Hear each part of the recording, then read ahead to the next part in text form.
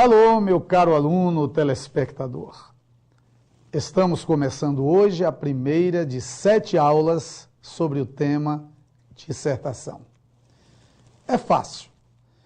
Mesmo aqueles alunos que não têm intimidade com a área de humanas, podem elaborar um texto dissertativo altamente competitivo. Vamos oferecer caminhos e técnicas que facilitam esse trabalho.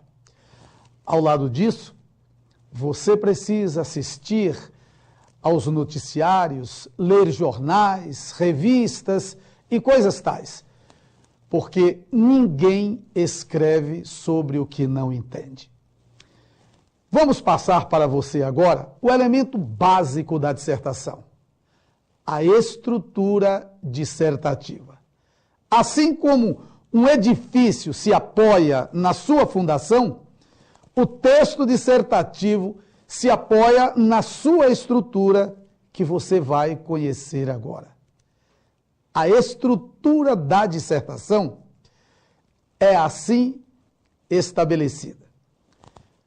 Nós temos 3 partes: a introdução, o desenvolvimento e a conclusão. Isto não significa absolutamente que nessa estrutura devam existir apenas 3 parágrafos. São 3 partes. A primeira parte, a introdução. Veja, a introdução é o lugar da tese, do ponto de vista, o lugar onde o aluno se coloca em relação ao texto. Observe que a introdução deve ser, portanto, um roteiro do seu texto dissertativo. Você deve pensar antes que aspecto do tema proposto você deseja desenvolver e elaborar um parágrafo introdutório onde esteja presente aquele aspecto que você escolheu para desenvolver.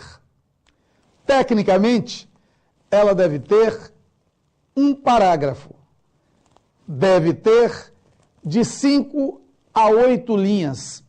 Se considerarmos que o Enem exige o mínimo de 15 linhas e outras instituições até o máximo de 30, você não deve ultrapassar o número de 5 parágrafos. Uma introdução deve ter, portanto, um parágrafo, atendendo a esta exigência de número máximo de 30 linhas. Você deve elaborar o seu texto introdutório entre 5 e 8 linhas. A segunda parte da estrutura da dissertação é o argumento. O que é o argumento? É o lugar em que você explica, explicita, justifica, desdobra ou comprova o que foi dito na introdução. O argumento deve ser convincente, elaborado com a demonstração de provas, raciocínio lógico. Veremos isso quando estivermos estudando cada uma dessas partes. A última parte da estrutura da dissertação é a conclusão. A conclusão tem suas faces. Ela pode ser uma sugestão, uma síntese, um reforço da tese ou um questionamento aberto. Também deve ter apenas um parágrafo, enquanto a sua parte de desenvolvimento, a parte argumentativa, pode ter 2 ou 3. Bom, o que nós podemos perceber é que esta estrutura dá sentido ao texto. Há um momento em que você apresenta sua tese, seu ponto de vista. Há um outro momento em que você explica, desdobra, justifica a sua tese. E há um outro momento em que você faz uma síntese, um remate, um desfecho do que você escreveu. Agora, vamos conhecer um texto dentro desta estrutura que acabamos de mostrar. Tema: um paradoxo da modernidade. Eliminação de fronteiras, criação de fronteiras. Título: Linguagem universal. Introdução: computadores, internet, distâncias menores, maior comunicação. Tais vantagens são apresentadas pelos defensores da globalização como fatores determinantes para o fim das fronteiras internacionais. Entretanto, a maneira com que semelhantes avanços são distribuídos pelo mundo é discutida por teóricos menos otimistas. Assim, questiona-se qual das partes apresenta argumentos de acordo com a realidade mundial.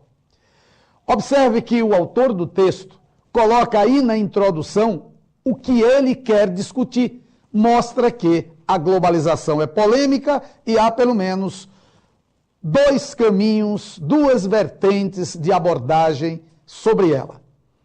Vejamos agora como ele desenvolve esta questão nos seus argumentos. Há uma turma que pensa favoravelmente à globalização, há uma turma que é desfavorável à globalização. Vamos ver que posição ele vai tomar. Parágrafos de argumento. Na Grécia Antiga, as barreiras sociais eram determinadas pela ausência ou não da nacionalidade grega. Assim, direitos como cidadania e exercício de cargos públicos pertenciam somente aos gregos, jamais aos povos bárbaros. Nesse contexto, as pessoas eram distinguidas por caracteres geográficos de identidade nacional. Atualmente, determinam-se os privilégios através do poder econômico. Assim, indivíduos pobres são privados de boas condições de vida, do convívio social e até mesmo de frequentar locais como shopping centers. Isto posto, percebe-se que barreira abissal de determinada classe a outra continua existindo. Apenas o método discriminador mudou através dos tempos. Observe que, nesses dois parágrafos de argumento, o autor vai se colocando contrariamente à globalização. Há mais um parágrafo de argumento e, finalmente, ele conclui definindo sua posição assim. Discute-se na atualidade o advento de uma linguagem universal que elimine qualquer dificuldade de comunicação, facilitando acordos de paz e o comércio entre as nações. Ao contrário do que se pensa, esta não será o inglês ou as gírias da internet. Será uma linguagem existente desde a Grécia Antiga e marcante dos dias de hoje, a da exclusão social. É isso aí, meu caro aluno telespectador. Chegamos ao final desta primeira aula.